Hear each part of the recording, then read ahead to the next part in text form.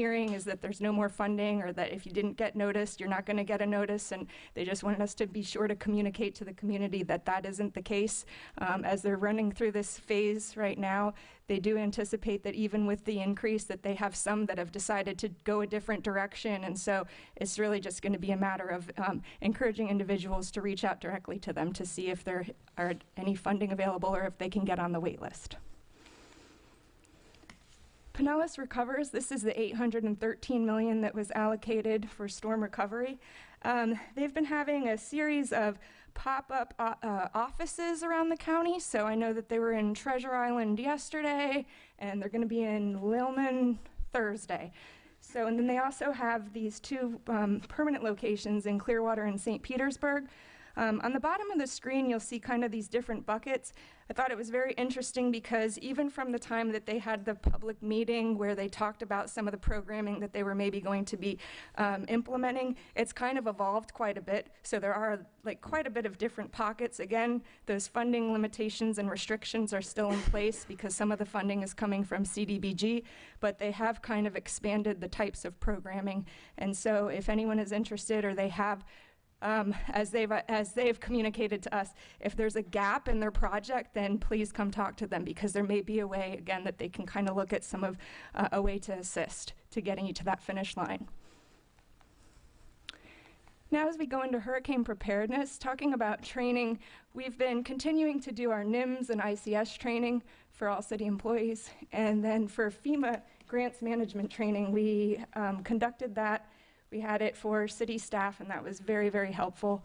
We continue to look for grant opportunities and work with Public Services, Camden, and his team, as the gentleman just said. So again, we're kind of, we realize that we've got, we need to look at any opportunities that we can to be able to address the needs. For Pinellas County damage assessment training, that was training that Pinellas County conducted. They came into our office and did it with our team. They also are moving forward with Forerunner, so we anticipate that as they're implementing Forerunner, and we now have Forerunner, that we'll be continuing that training together, as well as we've been conducting in-house Forerunner training for our team. For personnel, we hired 7 permit techs through the limited term duration employee status. That was back in April, April, and that'll go through potentially April of 26. We also issued a RFP for community development temporary personnel. This was for emergency and non-emergency periods. This was the JPI and CAP contract that we currently have in place. And then we also have potentially an interlocal agreement with Pinellas County that's going to be going before you this evening. And this was a county-led RFP. Again, there were a lot of communities that weren't really where we were at, hadn't done the RFP, and so they needed to tap into these services.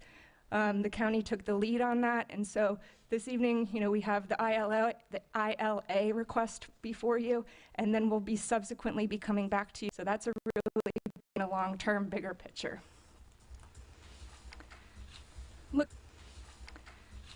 Looking at some of the numbers at a glance, so the total valuation of permits, when we looked at that time period, is over $375 million. I just want to call attention, this is the total valuation for scope of work. So, you may have like the Don, take for example, that in itself was a $100 million plus project, but just giving you an idea of the valuation of the project scopes. For permit fees, we've waived just over $3.7 million. And we've collected just over $4 million. I just want to note that I think it's important that whereas we did, we were able to cover our expenses of what was waived, I just want to call attention to just the amount of added personnel and contract workers that were needed during that time. So I think that's important when you look at what was waived and then what our bottom line was. And then the average cost of fees per permit was at $18.64. That's, not considering fee waivers or anything, that's just taking it all projects across the board of what the average fees per project were. And you've seen this number before. We received notification that for the FEMA claims for repairs in St. Pete Beach, it was at approximately $200 million. This is a lot, but I'm going to go through it very quickly. And this is just really a snapshot of some of the key kind of items or steps along the way that you all have undertaken. It's definitely not a comprehensive list, and there's still probably a lot missing, but we know the hurricanes happened in September 26th was Helene. Immediately after, the city started doing that initial damage assessment, and then Milton hit. And then in December is when the actual individual substantial damage estimates began. And then that is also when the city removed the look-back period, because that was a big deal, the look-back period for substantial improvements / damages. In December, the volunteer program was also initiated that was talked about earlier, and that was instrumental to getting us through that phase of the recovery. And permit fees were waived at that time in December. In January is when we began to allow substantial interior repairs for locally designated historic resources without a variance. Again, key component to all of this, hence the amount of local designations that we saw as a step in the recovery process. In March is when we waived the sod bond. That was, we had a sod bond requirement for a long time, and then it just kind of didn't make sense. So again, just another kind of pivot there. In March is when we signed on with Forerunner for the damage assessment software, which will really help us streamline not only damage assessment, but really floodplain management in the future. And then in April is when we had the permit fees reduced to 50% through June 1st. And then that is also when we signed on with the limited term duration employees, those 7 permit techs, and hired them on. And then that is also when we sent the first kind of, we'll call it the blanket letter, the letter that kind of went out to everyone if you didn't have a permit on file and we thought that you had damage. And so that was when that first mailing went out. And then in July is when we issued the RFP for the community development personnel. And in August, we did that local amendment to the Florida Building Code. Again, that was the one, the requirement for the raising of the mechanical equipment to allow some flexibility there. In October, we had you all accept and review the Substantial Damage Administrative Procedures Plan, which was the city's first plan for an SDAP plan. And in November is when we finally have compiled all of the data points, if you will, up until this point, to get us ready for this next phase of what I'll call the phase prior to enforcement. That's basically giving us all of the data from LIDAR, from what we have from permitting, from what we have from FEMA, everything across the board, just being able to cross-reference. And again, it's not going to be perfect, but it's going to be that initial phase of the enforcement of, okay, we do not have any record of you having a permit for this property. And then in December also is when, again, the potential for the interlocal with Pinellas County for that additional personnel during emergency and non-emergency times. So again, this is not capturing it all, but I think it does do a good job of just showing just all the steps that you guys have had to take along the way and how you've had to pivot and how legal has had to look and see what we can and can't do. And then SB 180 comes into play and that changes things up. So again, it's definitely, I've only been here for about half of this, but I can tell you that it's been kind of quite an experience to see all the work that's been done in such a short amount of time, working in government for a long time. And I always have heard the joke of we're built for endurance, not speed, and we've been really speedy, is what I'll say lately. Now I'm going to hand it over to Camden, and he's going to talk about the CIPs and, again, kind of that longer-term recovery and what we have planned for the city to address preparedness. Laura, before you leave, I have one quick question. Mm-hmm. Regarding the 41 elevating structure permit applications, how many of those successfully received anything from Elevate Florida program? So the last number that we had was that there were 4 recipients in St. Pete Beach that had moved to that next phase in the recovery.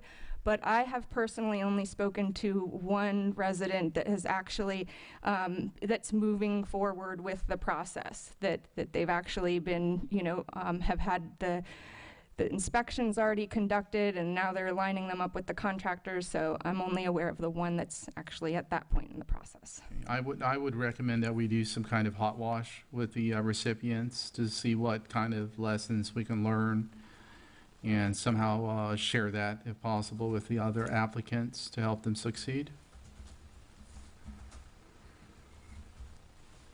Thank you. I've got a quick question for you also, Laura. On the slide where it talked about the number of, or the average number of days to permit issuance, I feel like there's some folks who are waiting for permits who are going to think those numbers are ambitious. And so on where it says that, like on demolitions, the average time to issuing a permit is 9 days, does that mean it's 9 days after the 30-day period that the city has to review the application? So the way that the average time is arrived at is Joanne takes it, she actually exports it from Excel, so she takes all of the demo/or elevation permits, and then in that Excel file it has the date that it was applied for, and then the date that it was issued, and then it's taking the average time based on those, and of course there's a couple outliers, which, so if something has been in there for 300 and, close to 300, then we're not including that. But so it's a manual process and not perfect, but that's where we're getting the average number of days, is from her spreadsheet that's looking at all of them and using the issuance date, the application date when it's submitted, and then when it's actually issued. And taking the average of all of them Yes. somehow, okay. But not all of removing the them. outliers first. I don't think, because you have 153 demolition permit applications, only 118, Have been issued. right, so there's still, so the ones, are the outliers is 300 plus the ones that have not been issued? No, so that would be the 9 days would be using the 118 that have been issued, because it's Taking out the averaging the ones that time haven't to been issued. issuance. So Okay. those people would say, like what you're saying, it's not 9 Right. days, I'm still Yeah. waiting. Yeah, well, and when you look in the permit portal, there's, I think if you pull up the permit portal and search by type of work and you search demos, there's 15 on a page from the say the consumer facing end of the permit portal, and I don't think that there's any on the first page that have been issued, and the permit application dates go back to about August. So I think that there's, I believe what you're saying is accurate. I just want people to know that there's maybe some differences in how you may look at the permit portal and what you might assume versus how you guys are figuring out the average, because there's, I would love it if it was true. I haven't talked to anybody who's gotten a permit in less than 45 days. So that's why I was curious about if you weren't counting that first 30 days that the city has to review the permit before it gets issued, or, what's happening there, so. No, but I will get further clarification, because what I have asked is, can I look in iWork and see the average, like, is it viewable? Yeah. And it wasn't until she explained that it's the Okay. manual, so I will get clarification. Once she Okay. explained that she's pulling it from her spreadsheet and then averaging it. Yeah, okay, thank you. Commissioner Robinson? I had a question. It kind of follows suit with Commissioner Marriott, but not necessarily in the demolition side of things, just in the permit processing side of things. We still have our 7 temporary employees, correct? Yes. And we have them, as I see in this, through April of 26. Is that what we're looking at, or Potentially. potentially through Yes. that? I just have to question whether, because I'm getting calls as well from permits, not the demolition, but permits in general, taking, just to get a response, is taking the 30 days just for a response to find out that they needed something else. And it's a long is there a way to shorten this process? I'm also finding that there's inconsistencies between permit tax, between what one requires and another one requires. So if you're somebody who has multiple permits out there, a contractor, let's say, working on different jobs, and they get different permit tax, they've been required to provide something on one job, but they do another job and they're not required by this other permit tech to provide it. So I'm seeing inconsistencies, and I'm hoping that there's a way that we can address that to, again, speed up this process. Whether, that be, getting back in contact, getting, if they need more info, or just being consistent across the board. It's an issue for a lot of residents. I get a lot of phone calls. Well, please, if you can, give them my information, because I'd like to look into it personally, because I know that it definitely, consistency is key in how we're applying the rules, but I'd love to say that each permit tech applies the rules the same way, but, you know, it just may be the way that something was interpreted, or that they thought that this wasn't needed. And so I would like to know, you know, get more details so that I can really address it. I can provide you accordingly. that list. Thank you. Thank you. Another question on them, because I do get also the same, you know, email or call from someone saying that, you know, I'm still waiting for my demolition permit. And I know it's more than 9 days, you know, because they're already at point of frustration.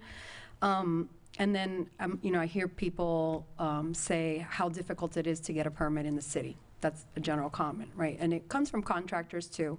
But with that, what are we doing to help streamline elevation permits or demolition permits? You know, like, we had one, and I don't want to say I can guarantee you, but I could tell you who that one that's closed, because it's someone who asked for a permit before the hurricane. So this is the one elevation that happened prior. So it makes it seem like one was done, but I know that started way before. So how are we improving so that when someone is coming, whichever contractor, to pull an elevation permit, that we have a list of stuff that this is what you need, so that there's no question. You know, some say this city requires that, but our city requires something else. You know, and that's the comments, you know, I've heard from some 2 elevation companies that I've spoken to. Or even with the demolitions, you know, when I get a resident call and say, I don't know why it's not approved yet, you know, something's missing, and then they don't know what's missing, you know, like, is there a checklist that's given to them, like, these are the things that you need to get, is it a survey, you know, is it, you know, whatever it is that you need to get these demolition permits or elevations or whatever it may be, to help reduce the time or the frustration, if there is, out there. So, and I actually should have included in there because there was quite a bit of time spent on it, but we did recently finalize the elevation and the demo checklist, which are on the website now, which again are a good resource for sure. Still not perfect, and why I say that is that, you know, still things came up. I think the recent example that I can use was, you know, historically, you know, a porta potty would normally be required if you're building a new home and you're demoing first, and so they want to see the porta potty at the pre-site. But because of where we're at and the amount of demos that we have going on, and because there's properties that are maybe going to have the property be demoed, and then maybe it's a couple weeks, maybe it's a month, maybe it's 2 months, do we really need that porta potty? But if you look at how it's written in the codes and all of that, it's so then it comes time, well, when you're updating the checklist, do you update it with what is the rule and what the code says, or what we're enforcing? You know, so that's just one example. But we did update that checklist, and we just got it up in the last couple weeks, and it's on the website. And I think what I can do is make sure that the team, if they hear elevation or demo, again, whether it's a contractor, because you hope that the contractors are more familiar, but we've heard the same complaints from a contractor. I think they're the ones that are even more well versed in the rules usually, that'll be the one to call you out on something if it's not being enforced consistently. So what we can do is, if they say demo or elevation, we can just make sure that we're getting them that checklist ahead of time, you know, and then if they have questions, whether they need it or not. Right. Are there things too that, and I'm sure you'll communicate this with Francis, our city manager, that as a commission that we need to help change? Like, as far, like you're saying, porta potty, is that something, a land development code that needs to be modified? Like, like how we did the sod, you know, like, are there things out there that are just frustrating not only the resident, but the staff as well? Is like, why is this there? Like, do we need this? Is this something that needs to come back to change, you know, to kind of, in the situation that we are, you know, like you've seen so many? I absolutely think there are, and to be quite honest, I think that we've been in such a reactionary mode, kind of, to just have to change it, come back to you quickly, that we haven't had the opportunity to, like, take that more kind of holistic look at everything, from what we're looking at, from how we determine the valuation of the scope of, you know, all of these things, that if it does require a code change, I think our goal was to get through the thick of this and then be able to kind of have a more comprehensive look, because what happens is you change this over here and then you don't even realize the subsequent effect that it has on everything else. So I think that yes, that's the short answer, absolutely. And I know that we've been taking those and working with the city manager as those have came up, like the raising of the mechanical equipment, the stairwells, changing the code. So we'll continue to do those one-offs, because time is of the essence to get people back into their homes. But we're definitely going to need to do a more comprehensive, bigger picture kind of evaluation and probably changes. Is that something we could see at one of our priority workshops as far as what they've, within a couple months? Something that they've seen that we should be taking a look at? Like the fill, I know we brought up the fill, like when is that coming to us at priority? I mean, my suggestion would be everybody take notes, of course, in the permitting department. Stage for the budget year, because there's a cost associated with this comprehensive review of the land development code. It's not, and then Brandon's plate is very, very, very full. So I do want to prioritize for him on what we are trying to accomplish in this budget cycle. I know that's not fast, but I will promise you, if they see something that's creating a pattern, you're seeing us try to bring them back, despite not being able to do that comprehensive review yet. Thank you. Sorry. Two things. One, are we tracking the demolitions of historic homes? Yes. We are. Perfect. Great. And then secondly, thank you to you and the city manager for a lot of things that were discussed this evening. As I sit down on our one-on-ones, you take that input and you're responsive. The checklist is critical because it eliminates the perception that we're moving the goal. So now it's transparent. People see that. They know what's required, and they can come in better prepared. So thank you. Thank you.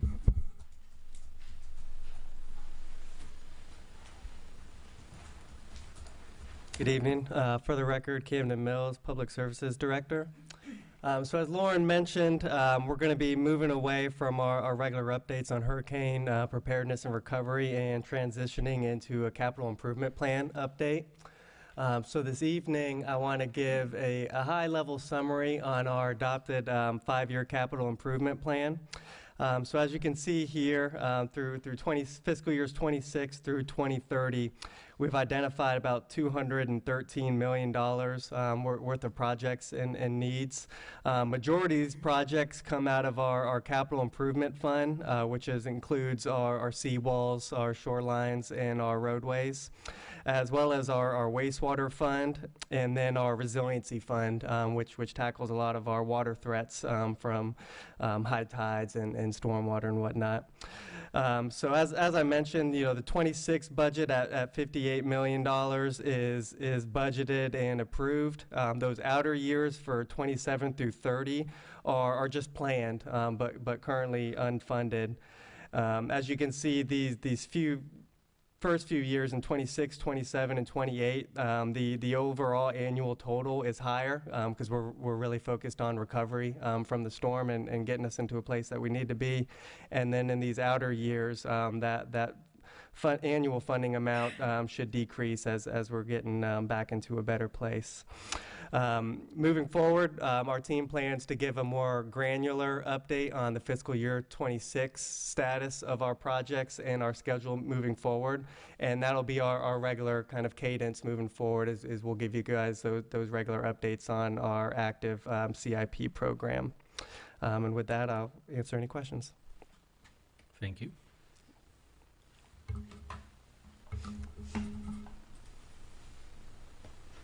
Commissioner Robinson? Subaqueous, is that within the 2027 budget? Where am I looking? Where am I finding? Is it crossing over between two? It is crossing over between two. So that force main one is crossing over. The portion of the design is in 26, but the construction funding is split between 27 and 28. 28. And end of life is 29 on that project. I mean, on that particular line, correct? The end of useful life, I believe, extends a little bit beyond that, but we don't want to wait till the end of that useful Okay, life. I thought the last discussion was 2029. 2029, 2030, I believe, and we can verify that. We did recently receive completion of the preliminary engineering report for that Forest Main 1. That report will be used to solicit the design build for the next phase of that project, and we'll be coming back with you through the review and results of that report once our team finishes reviewing it. Okay, great, thank you. Yep, Thank you, Camden. thank you.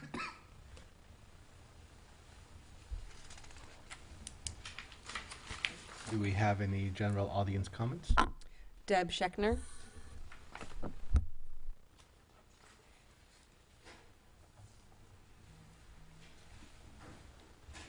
Good evening, Deborah Scheckner, Boca Ciega Isle Drive in St. Pete Beach, Florida. I want to thank everybody for the lights because finally they don't look shop-worn and awful. They have a shape. They never really had a shape before, so kudos. When I came home, I saw all these toll signs out there. I started calling it a toll frenzy as I was seeing things on Nextdoor and Facebook. Unfortunately, people don't have the facts, and that always bothers me that somebody doesn't go back and look at what was done. People who are running for office should know what a discussion item is. I'm surprised they didn't. Then I started thinking, it's almost like a Saturday Night Live skit. Oh, honey, let's go over to St. Pete Beach. They'll spend $30, probably on a dinner, some drinks. Oh, but that darn dollar toll. Do we really want to spend that? The stores, the same things. Do you think people are not going to come here because of a $1 toll? I happen to think they'll be happy to pay that toll. You're going to go to the beach. You want to go to Chick-fil-A first and bring the food over. Oh, gosh, that's going to cost us another $1 per car. It's like a joke. It benefits the residents. Residents don't have to pay for that. The facts matter. This frenzy is manufactured by a group of people that, I'm going to guess some of them with the music and late night music frenzy as well. We're not a city that works on frenzies, and I've been here for a very, very long time. It's not always been calm, cool, and collected, but it's never like frenzies, missing the facts. And I do ask everybody out there, research on your own. Watch a commission meeting. Come see a commission meeting. Find out what's really happening. Because if you don't, and you just listen to what the masses say, you're going to be misled. And you're going to find yourself in a situation where you're going to say, I wish I did look at that. I wish I didn't just join the crowd or join the group or follow. It's almost nonsensical in a sense. And when you look at the costs we have, not only for infrastructure and sewers, we have costs that we pay for more than 50% for tourists, meaning trash pickup, beach cleanup, EMS, fire, police. We fund all of that as our small city. We don't get bed tax, very little sales tax. So yeah, we're in bad shape. And yes, to keep up our standards, we need to do something. Thank you.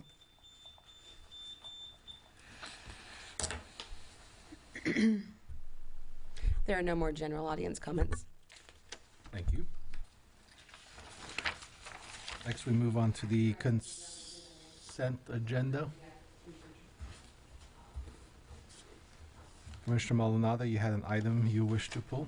Yes, so item G, the approval of the city-sponsored annual City of St. Pete bonfire event hosted at the 16th Avenue Walkover in Paso Grill on December 10th. The Paso Grill community has decided that they would like to keep that as the tradition that they've been hosting for 30 years, and they have been working behind the scenes with Mandy Edwards, so thank you, Mandy, for helping that to continue to be a tradition that they take great pride and honor in hosting. So at this time, they do not want to put that burden on the city, and other than the co-sponsorship that you've so graciously provided in the past. So nothing more to add on that. So, So you're just pulling it out. yeah, we're pulling out completely. So, yeah, just wanted to make it clear that it will still continue to be held. It's just that they do want to host that as they have done in the past. So, Commissioner, can I ask you a question? Because just to know, is it approved though already? Like, because were they not pending insurance? they will provide the insurance. So they've been already on the co-sponsor. Because I know it's like next, I feel like it's Yeah. next week, but it's like a week and a half away, right? Mhm. Okay.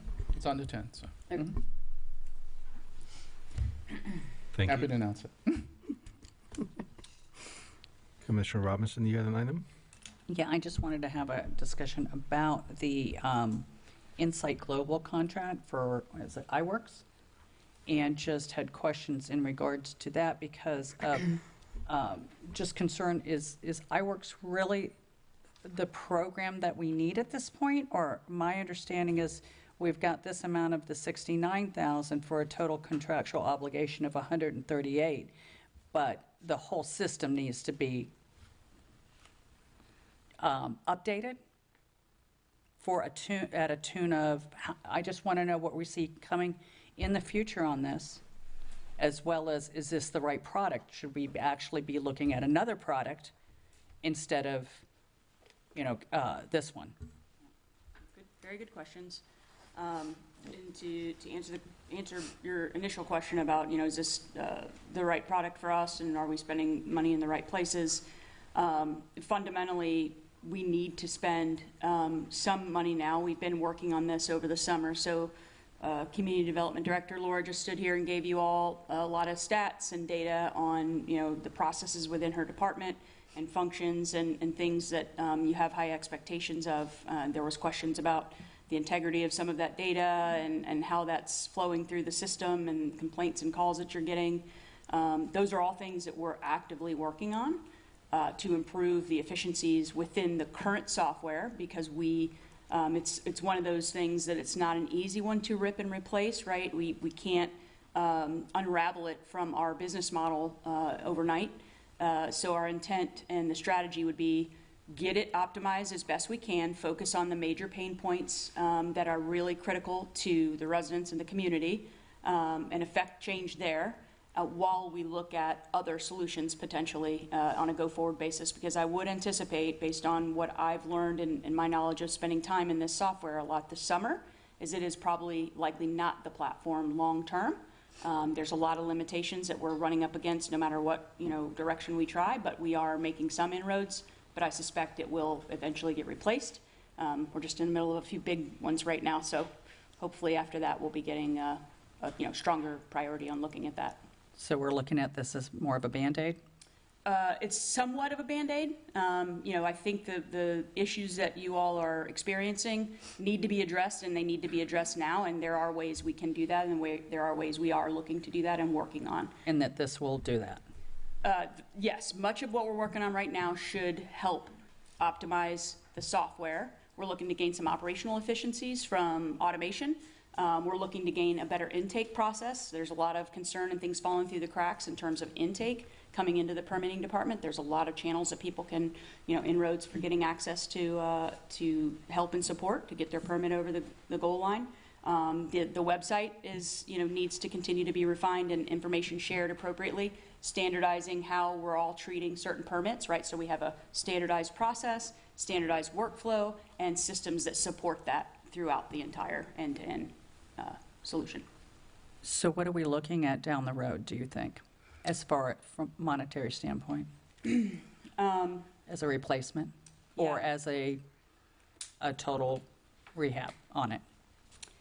Unfortunately, I don't know if I want to say right now. I don't think I have a good number to go on for you from an estimate. I can tell you that what we spend right now for the software isn't really, in comparison to our other core, what I would consider our core platforms, which obviously this is one of our very core platforms. It's not terribly expensive in relation to others. But, the reality is if we can find a similar product for similar dollars to get out of it what we need, then we're going to go that route, because again, this one I think is, regardless of how much we optimize, we're going to still run up against some limitation that we're not going to probably be able to overcome. What do you think the life expectancy is on this right now? on what we're doing right now. Probably another, 24 months. We're going to need, a period of time to go through RFP and all of that, right? The necessary procurement process to look at contenders, valid contenders for replacing this. Thank you. Yes, ma'am.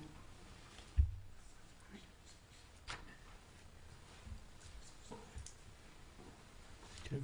Is there a motion? I move to approve the consent agenda as amended. Second. City Clerk, if you'll please do a roll call.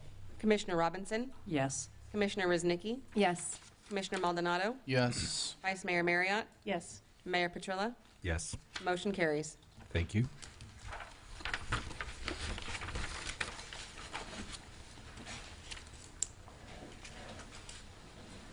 Next, we have ordinances. 5A, first reading of ordinance 2025-23. An ordinance of the City of St. Pete Beach, Florida, providing amendment of Article 3, Division 4, Sections 2-281 through Sections 2-295 of the City of St. Pete Beach Code of Ordinances, providing purpose and intent, updating and clarifying the definitions, establishing the authority and duties of the procurement manager, clarifying the authority to award, updating the procurement methodology and emergency procurements, changing contract administration, prescribing procurement protests, establishing a vendor suspension and debarment process, providing for codification, conflicts, severability, correction of scrivener's error, construction, publication, and an effective date.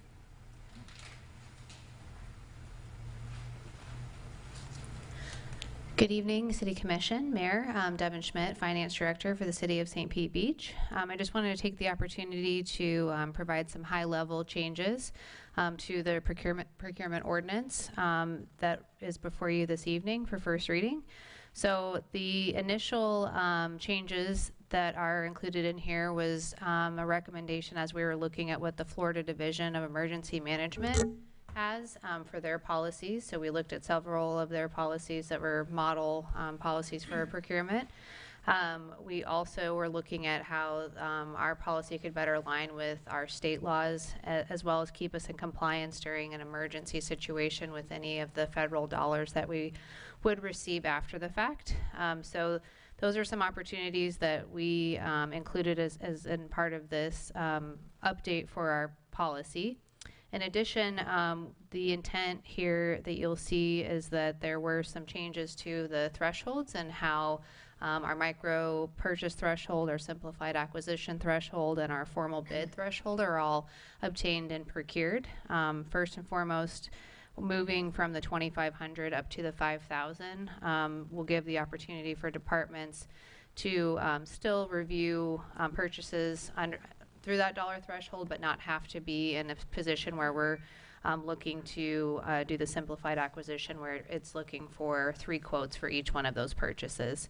This will also give the opportunity for us to continue to provide public value and delivery while maintaining our competitive solicitations, and we'll continue that procurement oversight. The other change with that is the formal bid threshold will increase from 25,000 to 50,000, really allowing our procurement team, our department directors, especially after you just saw Camden's full 5-year capital list, to focus on more of those larger project initiatives for the city. So I just wanted to take an opportunity to explain some of the higher level changes, and we're looking forward to rolling this out should Commission approve it.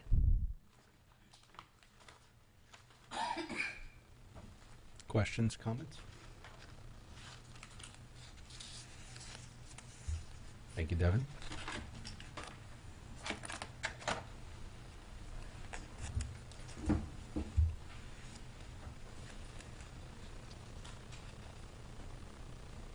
Any discussion? I have just one question, but to the city attorney, is there a reason why we're just adding Senate Bill 180? Is there any, because hearing Devin say, like to make sure we stay with state regulations, is that the only one that's being mentioned? Senate Bill 180? Yeah. What page are you on? I can't find it right now. I know I had made a note about it. I could look into it for second reading. Yeah, okay. Just to make sure there's not another one that we should be Yep, we'll look at all of them. addressing. Okay.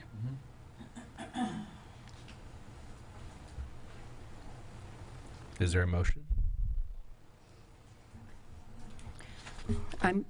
I motion to approve the first reading of ordinance 2025-23. Second. City Clerk, if you please do a roll call. Commissioner Rosnicki, Yes. Commissioner Maldonado, Yes. Vice Mayor Marriott, Yes. Commissioner Robinson, Yes. and Mayor Petrilla. Yes. The motion carries. Thank you. Next, we have item 5A, sorry, 5B. First reading of ordinance 2025-22.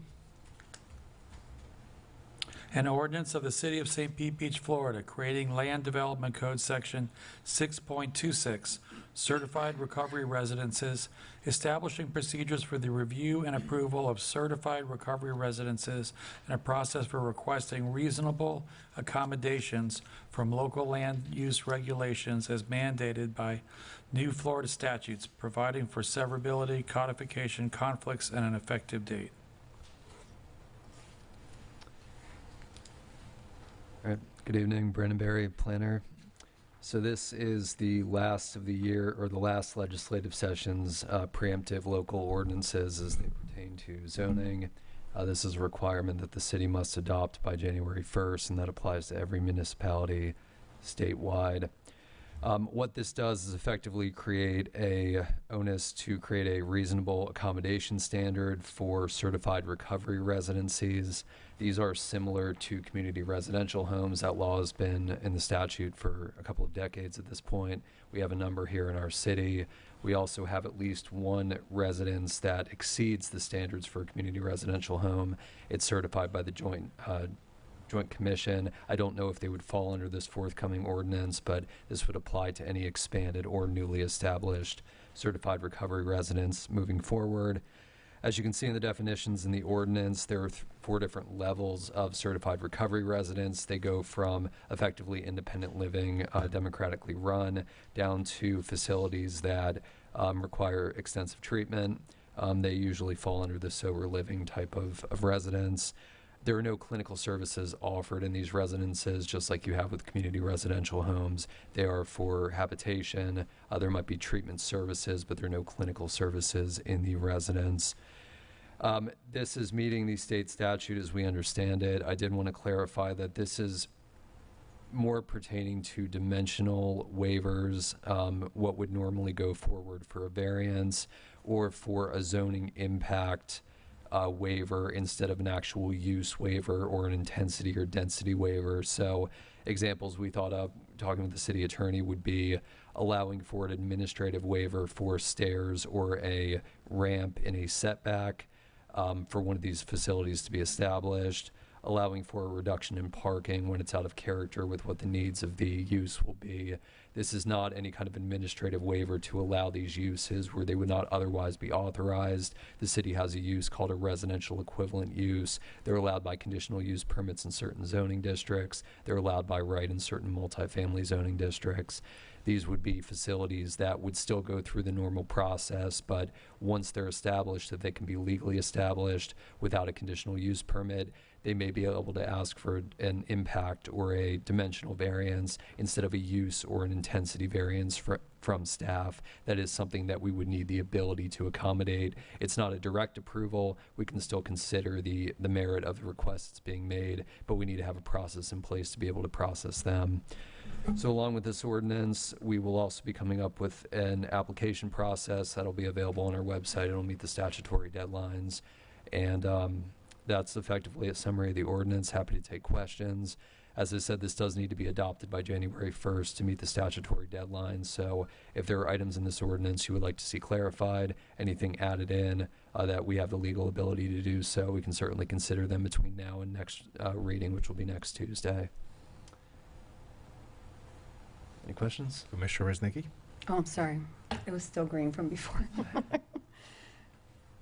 Questions, comments? I do have one audience comment. Deb Scheckner.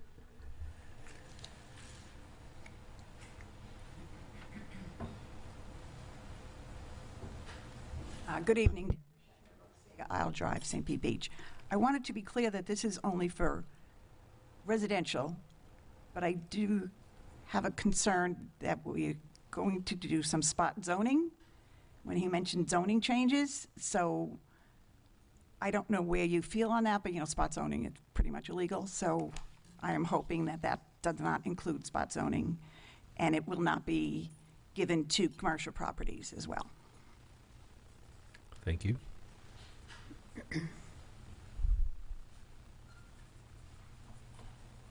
And again, Brandon, this meets the minimum of the statutory requirements, correct? Yes, it was Is it- drafted to meet the minimum. Okay, so it doesn't exceed, there's nothing in here that exceeds any of the requirements. Not to my knowledge, city attorney. No, they pretty much tell you what you have to do, and this one choice. Okay. Just wanted to make sure. Thank you. And it doesn't change zoning, and it still has to meet all zoning requirements as they currently exist in our zoning code. Thank you. Is there a motion? I move to approve the first reading of ordinance 2025-22. Second? City Clerk, if you'll please do a roll call. Commissioner Maldonado, Yes. Vice Mayor Marriott, Yes. Commissioner Robinson, Yes. Commissioner Ruznicki, Yes. Mayor Petrilla. Yes. The motion carries. Thank you. Next, we have item 5C, first reading of ordinance 2025-21. An ordinance of the City of St. Pete Beach, amending the St. Pete Beach Land Development Code, Sections 310, 613, 614, and 622, to increase front yard stair encroachments for specified residences, allowing retention of non-conforming balcony footprints and specified non-conforming residential accessory structures following substantial improvement to the primary residence, clarifying restrictions on non-conforming uses and amend restrictions on elevated and substantially improved non-conforming structures, modify residential storage building standards, modify residential equipment setback standards, and provide a front setback line alternative for residential cul-de-sac and curved street lots, provide for severability, codification, and scrivener's errors, and providing for an effective date. Thank you. So this is the second first reading of this ordinance. We made some title changes, so we did decide to re-advertise to keep it in line with our legal requirements. I did make an attempt at changing the portions of the ordinance that I received feedback from at the preceding meeting. I'll just go through them briefly. In section 3.10, there was an amendment made that was hopefully provided a little more clarity to the limitations on structural rebuilds and elevations when they are in a required setback. I just wanted to clarify that the habitable floor of the structure that's being reconstructed or elevated is allowed to remain in that setback. There is no limit to increases in floor height if they decide to increase the ceiling height a couple of feet when they perform the elevation or the reconstruction. They are eligible to do that. Any additional stories other than those that are elevated or reconstructed need to meet the current setback. So if they have a single family residence, one story, they can elevate in place. If they decide to add another level, they would meet the setbacks on that additional level. Moving on to sub-item F, that's just clarity for the balconies. We received some feedback at the preceding meeting about that. That is when a balcony exists. If it is elevated with the home, they can add a balcony beneath it on the new walkout level. It would be in the same footprint as the balcony that is being elevated, even if that isn't a required setback. We just provided that language to clarify that as well. There was some confusion and just a lack of clarity in the ordinance over what a non-conforming use structure improvement standard would be. That is a very broad term that's been in our ordinance for several years. I added the term substantially in front of that. They could still make improvements to the structure. They can upgrade the fixtures inside the residence. That would be an improvement, but it wouldn't necessarily fall under substantial improvement. It's a substantial improvement of the residence that we're concerned relative to the extinguishing of non-conforming uses. So I added substantial to address that. We were talking about elevating structures in place, those that are eligible to be elevated with a nonconforming number of units, or when one rebuilds and they decide to rebuild the structure, they're limited in square footage, but they're also able to maintain the number of units that they had on the property. That's common in Paso Grill and a few other areas in our jurisdiction. We updated that to meet current floodplain requirements, looking at the distance between existing established grade and the required base flood elevation plus freeboard. Currently, it limits them to the height of base flood elevation. That was the standard in place at the time, and they would lose a foot off the ceiling height of their home. We amended the rebuilding standards to adhere to the current state tolling provisions for development. Any development approval that is in place within 1 year of a state of emergency declaration is tolled for the length of the state of emergency plus 2 years, and they're allowed to add up to 2 years for an additional state of emergency that's declared within that extended period of time. So some of the large developments that have been approved by the commission over the last few years have been extended for several years because of subsequent states of emergency. This just brings that in line with what larger developments are capable of undertaking. Currently, the standard limits them to make a decision within 1 year. This tolls this out to 1 year or 60 days following the expiration of a state of emergency. So that just brings it more in line with the larger developments for the single family and multifamily redevelopment. We provided some clarifying language for accessory structure rebuilds, and we also clarified the language regarding the ability to finish out the garage when a home is elevated, that not counting against the 10% limitation on rebuild of living space. They are able to both finish the garage and add on 10% living space before it kicks in the requirement to comply with the accessory structure ordinance.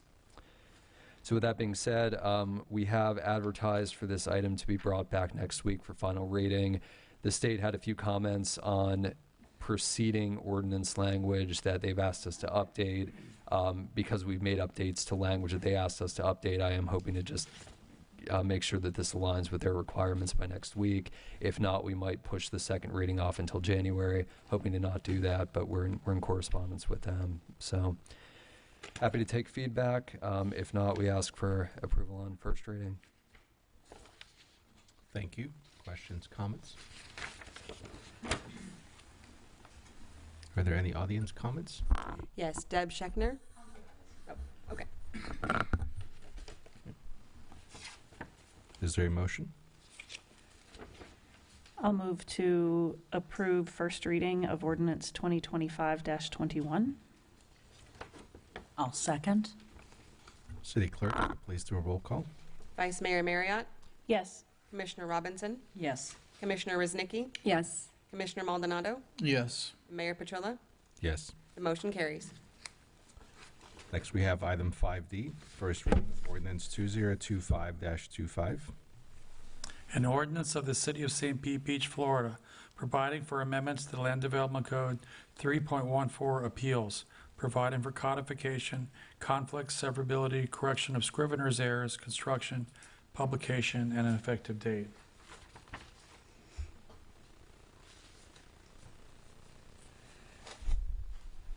And this is the, oh, go ahead, Brandon, sorry. This is just the amendment that was discussed at, I believe, the last city commission meeting to have the city commission as the de facto hearing entity for appeals. We did add in an option for delegation to a special magistrate. That's the current standard that we have in our code. I believe it's more general. A licensed attorney, this would be to the special magistrate. That would not be automatic. That would come to the city commission. If you choose to delegate to the special magistrate, you would have that option. So that's the only change we've made from the discussion that occurred at the preceding meeting. Thank you. Commissioner Rosnicki. Just a quick question, Brandon. So in that adjustment that you just talked about, so it'll come to commission and then we decide whether to send it to. Yeah, you would normally hear it. Sometimes there might be a certain kind of case where you say, well, we don't really want to get into it. That's beyond our level of expertise. Let's have a person go do it. Maybe something that would require you to go examine a building that was constructed to see if it was done in correct, in compliance with the land development code. It might be impractical for all of you to go out there and look at it. The special magistrate can do a site visit under sunshine law and go see things. So there's certain circumstances could arise where we, at staff level, thought, well, maybe we should keep it there. Then we won't have to change the code in the future. It'll be there as an option should you decide to use it. We did have a case that was a little bit different in another city where it involved a building code issue and an appeal. And the way it was set up, the whole city council would have to go out and review the building official determination on a building, and it was highly impractical, so we wound up changing their code to allow a different process. Thank you.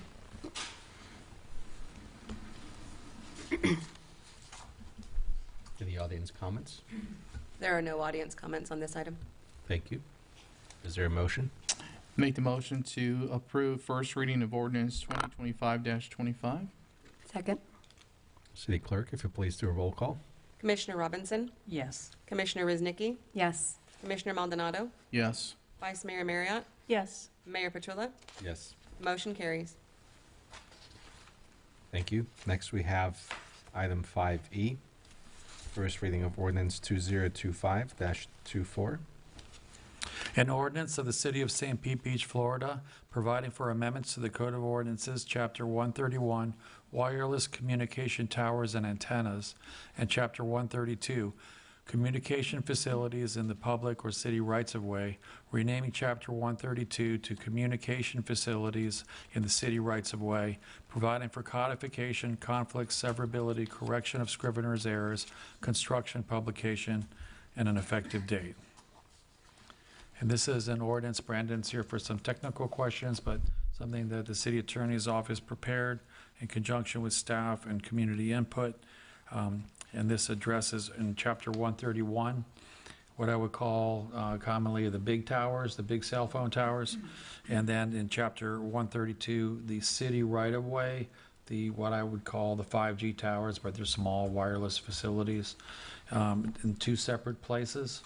And this updates both chapters of the code, puts in some criteria. We've been very careful not to stray into areas that are preempted by federal or state law, and we have consulted with the attorneys that actually brought the case with Children's Health Network versus FCC, and they were very helpful and had some expertise that they were willing to share with us to help us prepare this ordinance.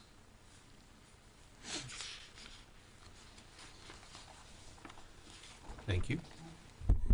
Well, so for the record, since I'm manager money, there are some administrative impacts for this ordinance, as we will not have staff expertise on board to review these permits. They're too expansive and technical. So my plan would be, and the way that it has occurred in the past here is they come in batches. It's not like we get one a month. So in the last 5 years, for example, we've received one batch of about 20 applications, another batch for 30. So it's average 10, but there's not a steady stream of work. So when we get these batches, we would send them off to a contractor. We are trying to get quotes on how much that, were you able to secure that? They haven't responded back. We'd have to go for a request for qualifications or request for proposals to get someone lined up, but I think it's a wise move to have someone selected and then on call should we get large tower or a batch of small towers that can help Brandon review some of the technical aspects of the applications. And we would set those contracts up, if this were approved, we would set those up similar to the way we're proactively setting up for emergencies, and then the contract would be ready to execute and These wouldn't be planners per se, they would be technical wireless communication experts, so they really know the technology. They'd work with our planning team. Is there Commissioner an, Maldonado? Yeah, thank you for bringing that up. I know we discussed that previously. There might also be the possibility that the county has subject matter experts that we can tap into, possibly write their contract or seek their expertise to reduce the cost of, if any. Thank you. Commissioner Robinson? Is there a fee for the application for such? Brandon? And can that fee cost be covered? I mean, can we cover the cost of outside? We have two things to keep in mind. One is the large towers and one is the small wireless facilities. So with the small facilities, I believe we don't charge a fee. We have a few options through state law, and I believe we currently have a slightly higher communications tax. It's not a lot of money. It's a fairly small amount of money that we receive each year. I believe that's the mechanism that we went with. The small wireless facilities, there's a lot less to review in Chapter 132, which is the chapter that applies to them. So I would expect those reviews to be much less expensive. Chapter 131 is the one that pertains to guide towers, monopoles, the very large facilities you see elsewhere in the county. Those, I believe, we can currently charge pass-through. There's a rulemaking session underway that would limit those fees, but that's not currently in place. So we would be able to charge some pass-through for those. Okay. Thank you. Commissioner Resnicki? Just a couple of questions on the ordinance. On page 597, which is the title, basically, of Chapter 132, Communication Facilities, and then the strike-through of public, and then addition of city. My question is, and this is illegal, if it's a state road, is it considered a city right-of-way or a state right-of-way? That, like the FDOT, Gulf Boulevard, the FDOT reviews applications in Gulf Boulevard. We don't review those, we review other cities' right-of-ways. Brandon, you can address how that's been handled?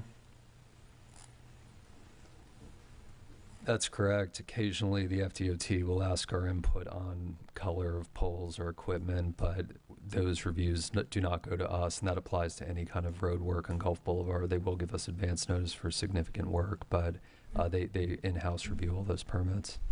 I guess, because we've had it for some time as public, right? So it used to say public right-of-way, so why, to me, that's a public right-of-way. Whether it's a state or a city, it's public. So I felt like who decided that the state, is this something that is a statute statewide, that if it's a state road, the municipalities have no say? It's similar to that. It's kind of like the flip side of the coin. Mm-hmm. The state statute they adopted for the small wireless, the 5G Preemption Act, says that we're preempted on our city right-of-way. We have to give them our city right-of-way for free, and they have a number of preemptions on there, and that applies on our city right-of-way. So this is written for that. FDOT has their own set of rules and their own preemptions, their own process that they go through. But we can't control the right-of-way that FDOT owns. We're only required to give the free right-of-way in our own city right-of-way. Okay, I get that. It's just And that I that's don't the understand the private writing ones. of it. Like, why for so many years did we have public right-of-way? And who's We had- monitoring yeah. what FDOT is Yeah, doing? Because I'm going to give you an example of, like a small mini tower, right, that was in the Don Cesar neighborhood. We got it moved, but yeah, well, they moved it to Gulf Boulevard. And it's a small cell tower, and it's like 10 feet away from a house. Mm-hmm. And so there's, is there rules in the state level when it's close to a residential house that close, And are we missing it? Like, how do we know? Let me address the first question first. Mm-hmm. How did it get to be public? The history of the ordinance was from 2018, Ordinance 18-03, and that was adopted in June 27th, 2018. And then there was an Ordinance 2021-09 that was adopted on October 8th, 2021. And at that time, we put in public. I think as a matter of practice, once applications were coming in, we found, there's some of these that are on the FDOT, and they have to go to FDOT. So I think it makes more sense, and it's less misleading to say city of rights of way here in conjunction with the state statute that says we have to let them use our city right of way. So FDOT has their own set of rules. They can adopt rules like this if they would like to. Do we know if they have those rules for close to residential homes at a state level? I mean, that close? I think they're preempted as well. So there's no setback, nothing, they can be as close as they want? Correct. And I don't know how hard FDOT negotiates. You know, we want to be tough negotiators, that's why we're beefing up our ordinance. But you'd have to talk to FDOT to see about how strong they want to get with their cell phone or cell tower regulations. FDOT goes through a state agency rulemaking. It's a different type of process. It's similar to adopting an ordinance, but they go through their own rulemaking. And one of the issues is that the telecommunications industry lobbyists are very powerful in Tallahassee, not only the legislature, but at the agency levels. And unfortunately, we can't reach into the FDOT right away under Chapter 132. Okay. And then on page 608, section 132-5, it mentions October 1st, 2022. Is that needed anymore? I mean, that's passed. Again, that's kind of a remnant from Ordinance 2021-09. That was adopted in October of 2021, and that gave the providers 1 year to register. So if they already had facilities that were in place but hadn't registered, with the new registration requirements, it gave them 1 year to register. So I think it may be good to leave it in there just in case we find a facility that never registered. We can say, hey, you had a deadline, it's passed, you've missed it. You know, it's been 4 years. So I would. And how do we know I if they would tend to registered? leave it Like, in there. how do we know? Do they register with the city? Is that- Yes, Yes. So we just don't have a list to know whether we have a all- list. Okay. But it's, if you go out there and you find one, oh, we never saw this one or something, I can't imagine that happening. But Okay. as far as we know, everyone out there is now registered. But when we adopted it on October 8th, 2021, there may not have been anyone registered, so we gave them 1 year to come in and get registered. Okay. Seemed like a reasonable amount of time. And one more question. On page 610, what does 125% of a facility height, by definition, what is the facility and what is 125%? So that would be in the case of a small wireless facility, you've seen them on, on our state and local roads. They're the pole with the equipment box on the side and the antenna on the top. It would be the height of that facility. 125% of whatever that height is, inclusive of all its features, needs to be the setback from an existing building or a permitted building. It's just a fall radius standard. If it's 100 feet tall, it would need to be set 125 feet away from an existing building. Again, that's a fall zone or fall rate, so if the tower falls over, you have an extra 25% of cushion before it hits something. Okay. I was just looking because of in that page or so, or that section mentioned the coastal construction line, like how close it is to that. Right, there were some additional standards added in for reasonable setbacks from protected areas before an environmental impact assessment or statement would need to be made, and that's the standard we'd selected in line with a building setback. So it's just the fall of that facility. Correct, yes. Okay. Thank you. Commissioner Maldonado. Thank you, sir.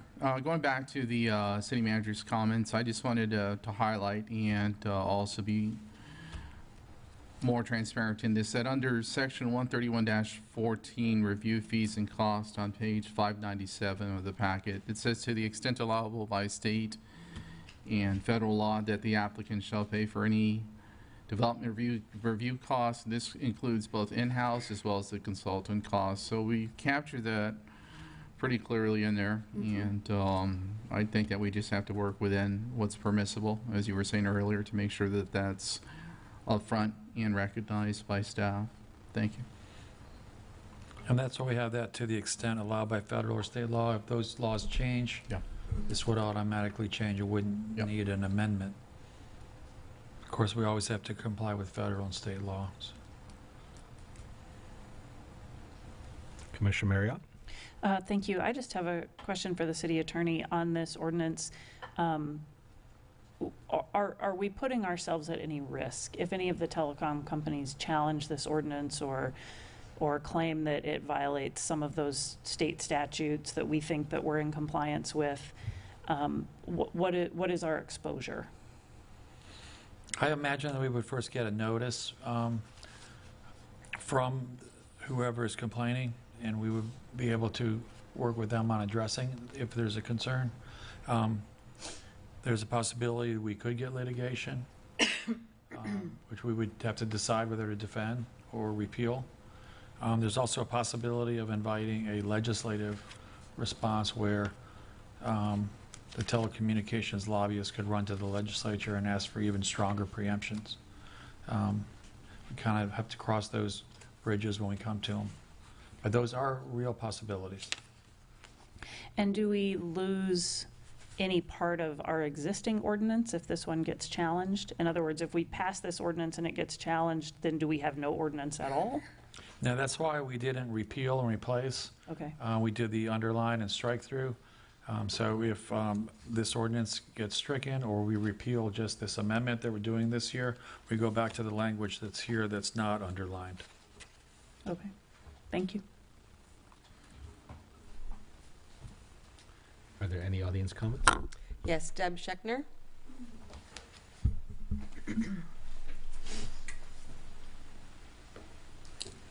Deborah Scheckner, Boxig Isle Drive in St. Pete Beach. So if it's a city right-of-way or a right-of-way FDOT, there was a woman here when this whole started who had one of those huge poles put in front of her house blocking her view. And clearly, some people think these towers are health hazards. But beyond that, who wants to have that in front of their house? I cannot even imagine how much her house is worth less now. And she was very, very upset. How can we stop them from putting these things in front of somebody's house? It just seems so wrong. And does that mean this woman cannot have this taken down? And she has to just suck it up and lose $50, $60, $100,000?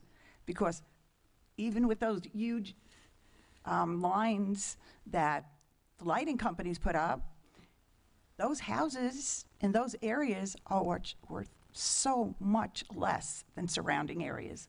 And nobody seems to be thinking about that. And I feel for that woman who has this in front of her house.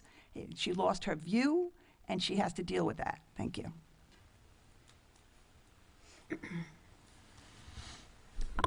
Kelly Lee McFrederick.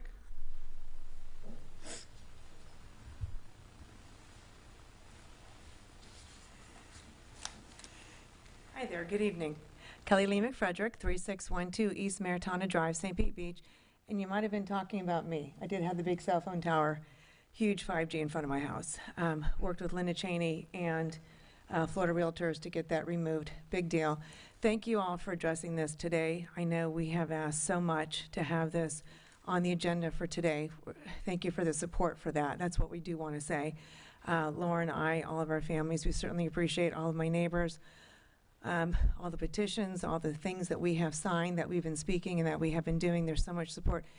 As this wonderful woman was saying, no one wants this in front of their house. And the one on 36 in Gulf is probably one of the most scariest I've ever seen. And I do hope we can continue to wrap our arms around this, take this in.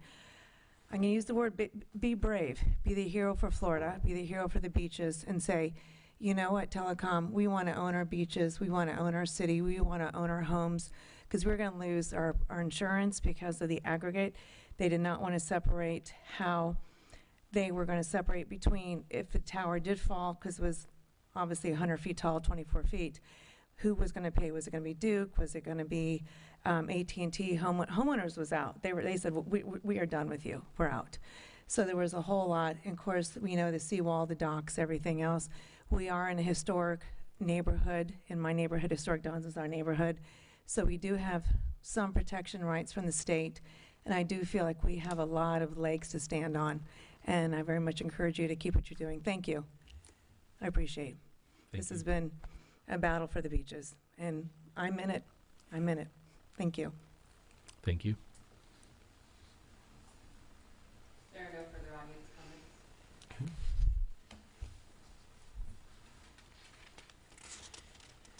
Any further discussion? Is there a motion? Yes. I motion to approve the first reading of ordinance 2025-24. I second. City Clerk, if you'll please call roll. Commissioner Rosnicki, Yes. Commissioner Maldonado, Yes. Vice Mayor Marriott, Yes. Commissioner Robinson, Yes. and Mayor Petrilla. Yes. The motion carries. Next, we have items for discussion. Commissioner Resnicki, you're up first. Thank you, Mayor. I wanted to bring up, I think it might have been like a year and a half ago, I don't even remember, when I first asked to have this item on resiliency for discussion. But with so much that has happened since then, including the hurricanes, I still would like to discuss having, and I don't know what to call it, and this could be a legal that maybe, our city attorney could help with. For residents, it's an opportunity for residents in our city to participate in the future of our city. To have a group of people who live within their neighborhoods speak about what's going on in their neighborhoods, whether it's flooding, infrastructure issues, seawalls that need repair, changes in land development codes, economic development, whether help with the finance. I know I spoke to Devin, and I know that the staff are working on finding other resources for revenue, whether it's sales tax or whatever it may be. But we have a lot of residents who have a lot of pretty good ideas, okay, and they actually live in these neighborhoods. I'll give an example of the Don Cesar subdivision, who, after that, we, of course, decided to have our own resiliency group. And they've been working pretty hard with the city. I know our city manager and all the staff who are participating, Camden and everyone else. I mean, we meet monthly, sometimes twice a week, just to talk about resiliency for the neighborhood, improving stormwater, flooding, underground utilities, looking for money. We've got grants that we've written too, that are in the works, and even discussions about obtaining bonds to get repairs done in the neighborhood. And I don't see why none of the other neighborhoods could, or why as a city we couldn't give our residents that opportunity to talk about what's happening in their neighborhoods. I don't know, what happens in the fronts of any of your homes. I don't live in your fronts of your home, but I know I could speak for what happens on my street, right? Because I see it every day, and staff, even though I know they're working hard, they don't live in our streets, right? They don't know what happens in 24 hours of rain, right? And we see it, whether we can get out of our house or not. Like today, it was raining. I remember, I don't know, a year ago or two that I had coming to a commission meeting, I had to make sure I parked my car on the bridge, the Bayway, so that I could make a meeting. And I debated it today because it rained, and I did have water in the street. Luckily, the tides were in my favor to get out of my house, but I only know that, right? None of you know what I have to plan to get out. And I feel the same for a lot of other neighborhoods. Representing, for the district, Bella Vista is very different from the Don. Lido is very different from the Don.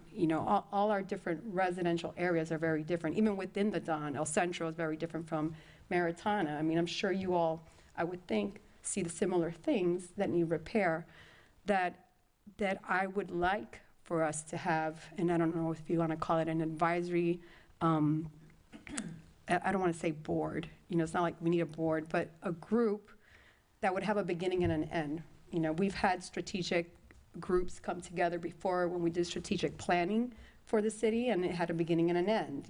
We could have a resiliency group for the city that has a beginning and the end where the residents themselves are coming up with good ideas. I mean, there's so many that call me and tell me, hey, why not try this or do that, and they know. They're the ones living there, so, maybe have it like we develop a resilient St. Pete Beach plan, for the whole city, that's composed of the whole city versus, not talking about it and somehow working with, city staff, and I hate to create more meetings. I know it's a lot of work for the city to be meeting just with the Dawn, but it's almost like it can be combined somehow, because they have some pretty good ideas and they're working really hard, but I think everyone deserves the same thing. So I just wanted to put that out again, because we talked about it and we kind of punted it away and said no, put it to the planning board, but I don't see them the same. I think this is very specific of what's happening in our city with all the hurricanes, with shortage of money, that maybe we could have a good, solid group of people, which we know there's volunteers out there. We just gave, a proclamation for volunteers and kind of closed the door on that, but I know they want to be doing other things. There's so much to do for the city, and I'm sure there's a lot of people who are willing to do that. Thank you. Commissioner Rosnicki, I think you have a good idea there, and particularly on bringing the rest of the city into these conversations about resiliency instead of just, specific neighborhoods. I think my district is famous for feeling like they're the redheaded stepchild of the beach, right? And so I commonly hear people going, oh, why is the Dawn getting all the money? I'm like, well, because their houses are flooding more than ours. So, but I wonder if, to begin with, because I see our city manager sitting over there going, oh my gosh, please don't give me another project to do right now. And so if a starting point to something like this could even be, something that's not explicitly city sponsored to begin with, but maybe the library could start to host a series of resiliency forums where we can get a group of people together from the different neighborhoods and start the conversation, and then from that group maybe coalesce into the most productive fashion to be able to move forward, to then have a group that could bring their recommendations to the city, or then have some meetings with city staff down the road to talk about what's practical, and have some potentially, I think there's great potential in having some volunteers being involved in locating and trying to help the city get grant money for those kinds of projects, and that's certainly something that we need. So, I think it would be a great endeavor to embark on. But maybe from the get-go, maybe all of us can help it become a kind of a grassroots community effort to begin with, that then can link up and be a more official part of city planning a little bit down the road, when the city staff has a little bit of capacity and we have more of a idea about what exactly that group can do. Just make a quick comment, and there are quite a few projects going on right now that intertwine with each other. We have fee studies, we have a CRA, a community redevelopment area being studied right now. We have a revenue team internally that's working on how those come together. And we also have a finance committee that, at your direction, we engaged heavily with this last year. And we were planning to track with them through the revenue discussion. And so I guess I would ask, maybe if I could go back with staff and we could map out all of these activities that are going to be going on and what's the community outreach strategy, and then come back here and ask you, did we miss something? Because if you just create a resiliency team, we are, and I might use the wrong term here, and Camden's, I think, gone, but we're about to go into a watershed master plan study again that's required every 5 years. And that's where they look at the entire city and the resiliency of stormwater, drainage, how are we managing all the water runoff, sewer flows. That could be a space where they go through that, but that doesn't solve the problems. Right. So I'm trying to connect the dots for you all to see how do we progress and start to connect, resiliency with the amount of money we need to which neighborhood. And we are a little challenged here because we have very neighborhood specific challenges. So I just am trying to figure out how to I think that's why even the body hasn't figured out how to do this yet because it's very unique here, with the exception of our wastewater. Yeah. So if you could just give me a minute to think a little bit about it, because we do need to map how we're going to be doing quite a bit of community outreach, and I want to figure out how it starts to come together. And you brought a good example when you said the water, the master water plan, okay? When I first moved, to the Don Cesar, our neighborhood was even written in that plan, okay? Because we don't have a basin. There was no water basin, so it was not in the plan. And not until we were trying to look for money to help with the neighborhood did we realize that we couldn't even tap into the money that, and I hate to say Pastor Grill, but that's how I found out. Pastor Grill Way got addressed with millions of dollars for flooding because they had a basin, and we didn't. So we were excluded from that funding and that repair, that they had done through Pastor Grill Way, just because of that little detail, and only because the community happened to read it, in our neighborhood, because we got really active in looking into how we're going to get more money, did we find out. I could guarantee it's happening somewhere else. Not every neighborhood in our city has a water basin. You just run off water through the street, so you won't even have one. So again, because the residents brought it up, it was just missed. And so I do appreciate that you're saying, that the staff will be working on how to get that community outreach, because we know, right? We know, we live there, we see what's happening, what's missing, and anyways. So I would just say that the commissioners are the belly button. You talk about the different parts of the body and trying to figure this out, that I get an abundance of input, and I can guarantee you that the city manager knows my needs because we have that open and routine conversation, and there certainly is a lot of uniqueness, as you've all said, whether you're down in District 1 and feeling neglected. It could be a good thing because she knew the first night that we were having flooding on Vino Del Mar, right, and was able to turn and react to that, and that led to a series of other things that we discovered and that we were able to work with staff and address. But we have to have that input, and I'm talking to the public basically, to talk to your commissioners, keep them informed, because we can't be everywhere every time despite our best efforts, and we're missing things, right? So, and we do have cross-flow and overflow in a lot of things. So I do hear sometimes about some of the other districts, and I feed that to the city manager and have complete faith that, she, as she's mapping these things out, is tasking it to the staff. But in terms of trying to establish another separate working group, I think that it probably would not be as smooth and as easy as you envision, that we're going to run into a lack of people wanting to volunteer. Everybody's great at giving you ideas, but when it comes time to putting boots on the ground and getting out there and committing to it, you're going to find that it's hard to fill that. So I just say that to be open, since we can't talk individually about these things, that I think that you will find that you're not going to be able to fill that as easily as you think. Thank you. I would also say that if you feel passionate about it, maybe it's something you take on. I know you feel passionate, maybe that's something that you can take on. I know Commissioner Marriott, you felt passionate about the business economic development. Maybe that's some small business, maybe that's something you can take on and head up.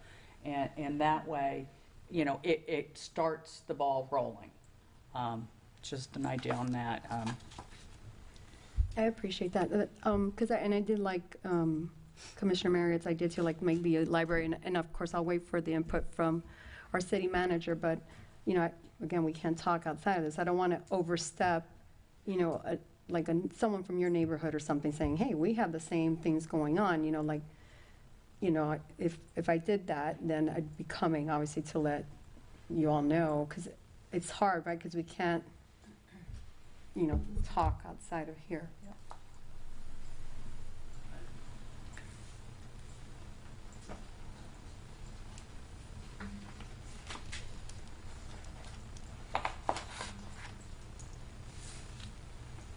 Okay. Commissioner Robinson, you had a couple of items? I had a few items. One is for discussion was the FEMA 2025 letter, and getting a little bit more info on that. I was hoping to get and see how everybody felt about this, was getting Mike Twitty in here to talk to everybody about that 2025 letter, because my understanding is if you haven't done any work yet, and I could be wrong, but this is my understanding on it, so I'd prefer to hear it out of Mike's mouth, is that if you haven't done any work on your home from the 2024 storm, and there is a storm in 2026, that you will be subject to the 2025 letter, which is half of what you had before. So I'd like that to be very clearly stated to our community, because I know that there's a lot of homes things haven't been done on. And for various reasons, people waiting on determining what they're going to do, how they want to do it, financially, whatever, or if they're going to sell. But it's a huge issue for anybody who hasn't done any work, and I just think it needs to be out there and stated clearly and concisely to the general public and to our residents. So how does everybody feel if I was to try to get work with the city manager to invite him to speak? Yeah, I think that'd be a great idea. Of course. Okay.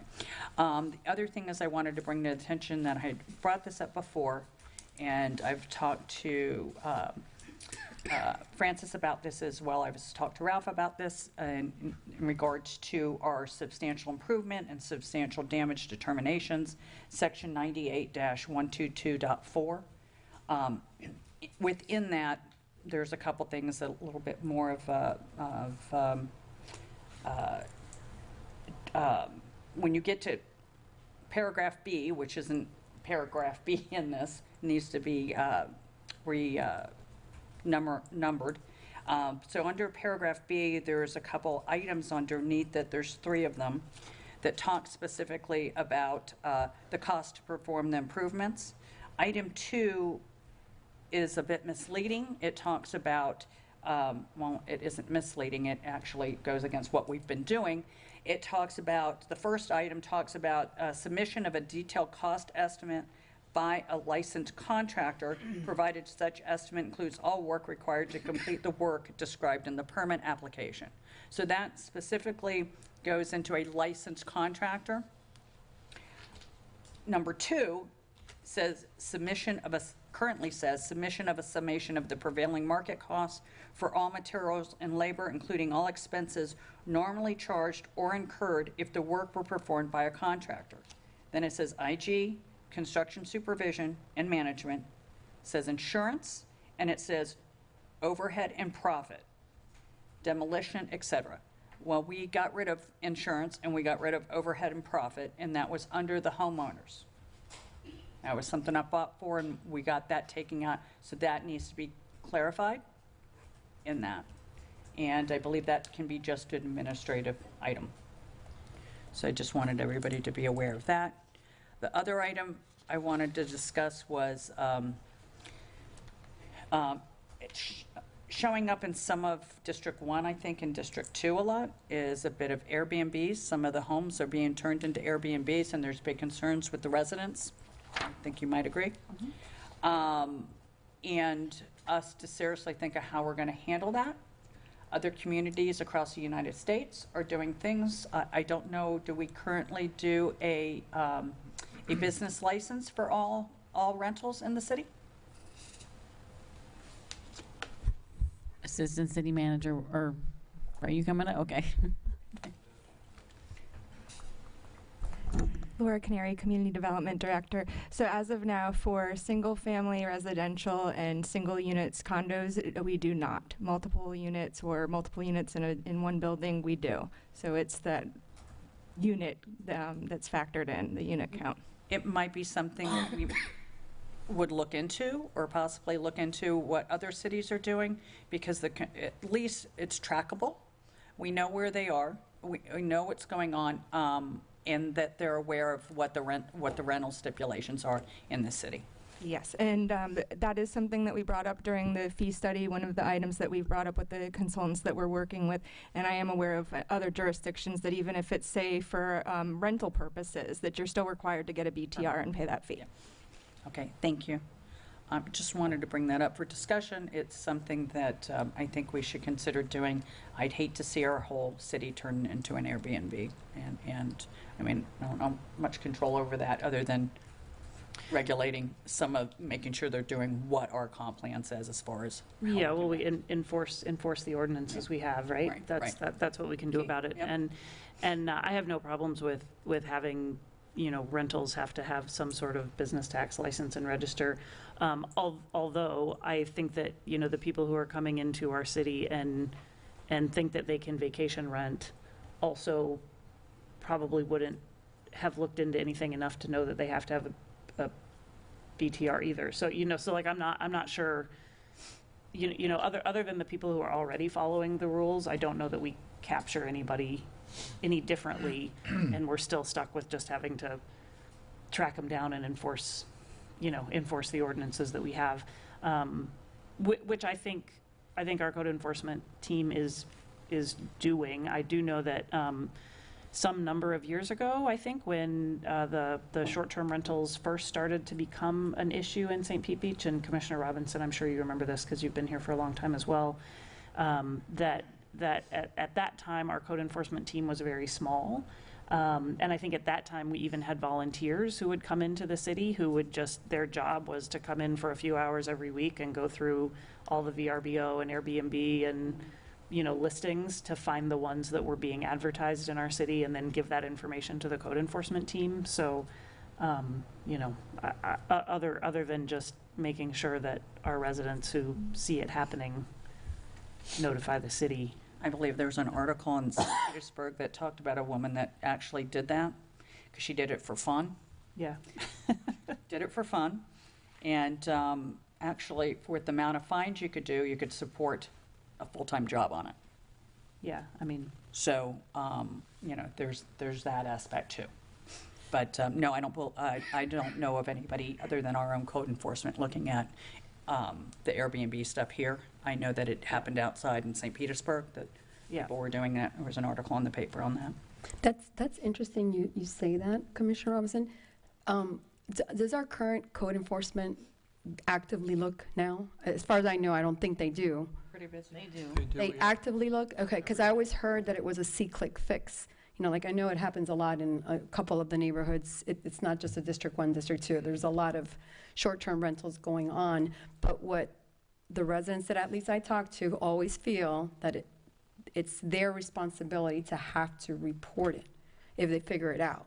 And then it's not enforceable if we can't find the ad because it's based off of this ad.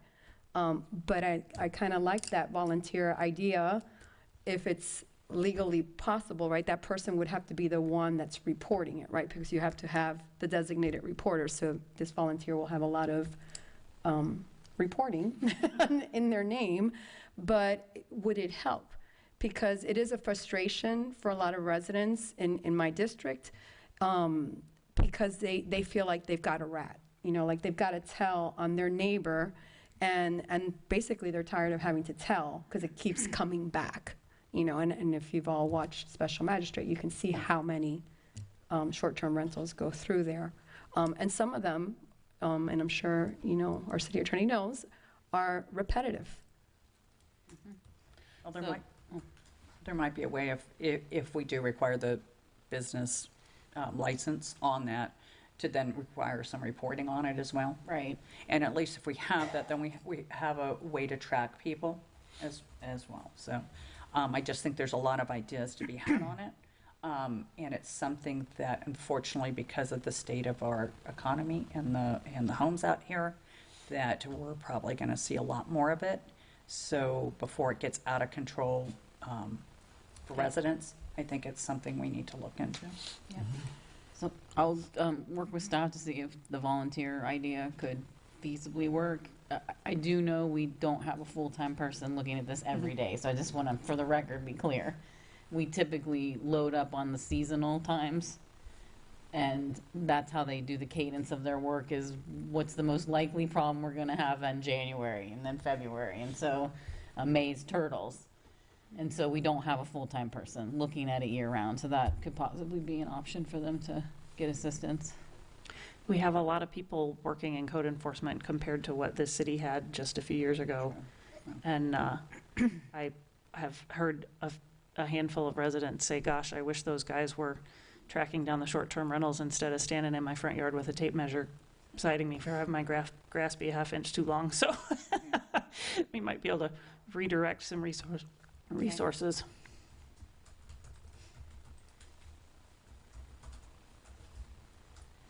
I'll get you some info too on other programs I've seen. Thank you. And I think I have the last one too. So last one, sorry.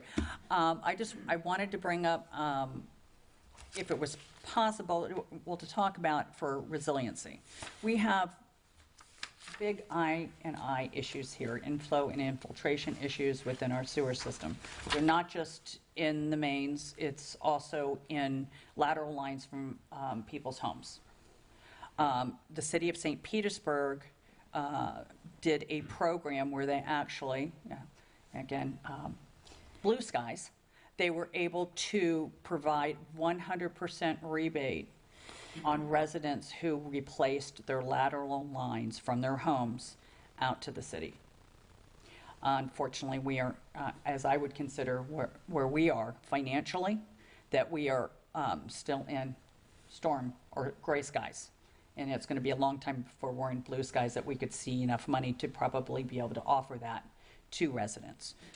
In lieu of that, I was thinking that what we could do, which we currently don't have in place, is for new builds, to require new builds to replace their lateral lines, and waive the permit fee to do that as an incentive. It makes sense if you're doing a new build to get rid of your old sewer. It helps the city out.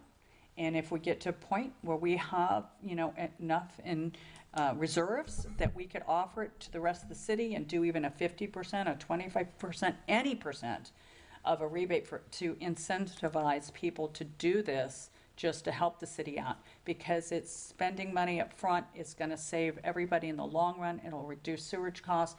It will help all in all. So I wanted to put that out and see what everybody thought about adding that in. There's other things that we could talk about for resiliency too, such as, everybody will hate me on this one, but possibly for new builds as well, for if they have issues with their seawalls. Any requirement to do seawall replacements. But right now, I'm pretty set on us doing something on the lateral line replacement for new builds. I think it makes sense for everybody, and I think it makes sense for the homeowner too, who's spending millions to build this home, to be able to spend $3,000, $4,000 to do their lines. Any thoughts? Where did you find, because I wrote this, there's about 5 homes on Casablanca that are having issues with their laterals. So you said St. Petersburg was offering a refund. Is it St. Petersburg or the Pinellas County? Is it definitely St. Petersburg? I will tell you right now. Because they were kind of mentioning to me that program. St. Pete, I got to look for it just in case. It's a private lateral rehabilitation rebate program. I mean, I like the idea, and for some reason, and I would have to look again to see if there was the Pinellas County water, had something for laterals too. But from what I remember, at least 2 residents who've had to replace their lateral recently, but they had to pay for it. So, yeah, this was done in the city of St. Petersburg, okay. And it's a great program, and I had mentioned it to Camden, and he actually, when he was meeting with everybody, asked to see if we could get involved with their program. But that was an ask, and didn't come back with a yes on that one, unfortunately. An ask to St. Petersburg, you mean? Yes. And they just didn't answer. Okay. But well worth an ask. Always worth that.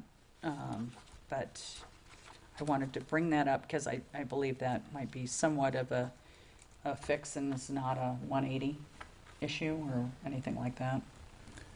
The other, idea was, somebody else brought up the idea of these backflow devices, and I had a resident bring that up too, asked, if, about getting, a group together to see about getting a reduced rate. The problem is, I would be really afraid, hate to say this, but on our sewer, to do backflow devices on every house here with the state of our sewer, that could not be pretty.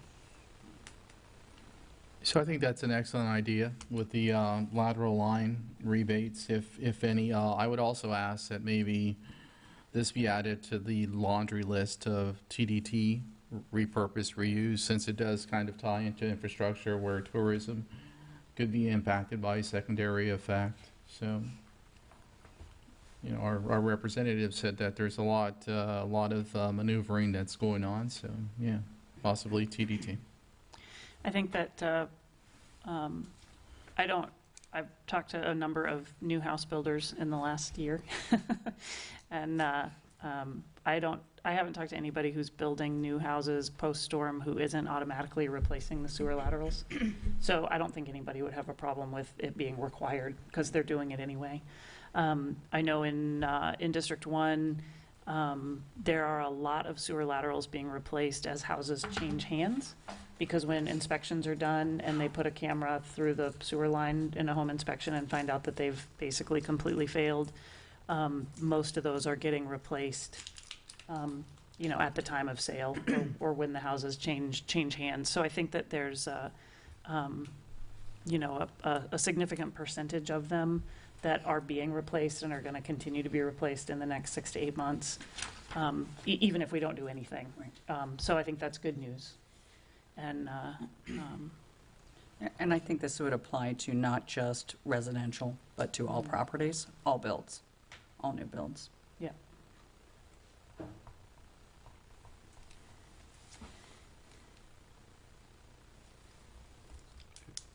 Next, we have staff reports.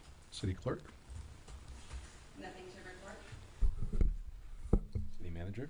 Just want to remind everyone, we have our Christmas tree lighting this Friday, December 5th at 6 p.m. at Haran Park, so please join us. City Attorney. Nothing this time, thank you. District 4. Just want to announce that all the board positions and committee positions have been filled for District 4. Thank you to everyone who applied. I have a great representation from various districts, excluding District 1. So I just wanted to say that in the sake of transparency, that I did have several applicants from everyone except District 1. So thank you. District 3. Nothing. District 2. I'm happy to report as well that Upham Beach renourishment has been done. And I was talking with Francis yesterday, and when we were talking about that, I mentioned, well, maybe we should get volunteers to plant sea oats. And so that I hear, and I see Mandy smiling in the back. Thank you. She's heading that up. So, so happy to report that. Thank you. District 1. So the Sunday market has been quite lively now that the weather has been absolutely lovely. So if you haven't made it to the Sunday market, it's a great time to come on out. They have a lot of new vendors and music and lots of great things going on. There's also a handful of new stores that have opened in the last few months on Corey Avenue. So if you haven't been down there to check that out, you should check it out. And I've heard rumors that the little shopping center where Vito and Michael's was always located will be getting refurbished soon, hopefully. So hopefully we'll bring a little life back to that block there on Blind Pass. And that's all I got. Thank you. And with that, we are adjourned.